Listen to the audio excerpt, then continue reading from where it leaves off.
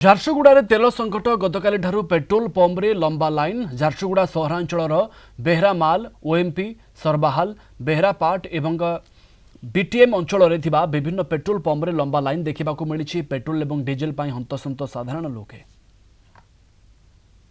କାଣା କହିବେ କେନ୍ତା ଦେଖୁଛନ୍ ଆଜି ତ ପେଟ୍ରୋଲ ପମ୍ପ ମାନେ ବନ୍ଦ ଅଛି, ଇନ୍ଧନର ସମସ୍ୟା ଦେଖାଦେଲାନି।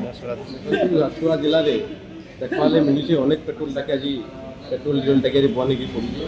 तार मुख्य समस्या हूँ अमेरिका और ईरान भितर जो युद्ध चली सीधा सलख भारत उपर तार प्रभाव पड़े।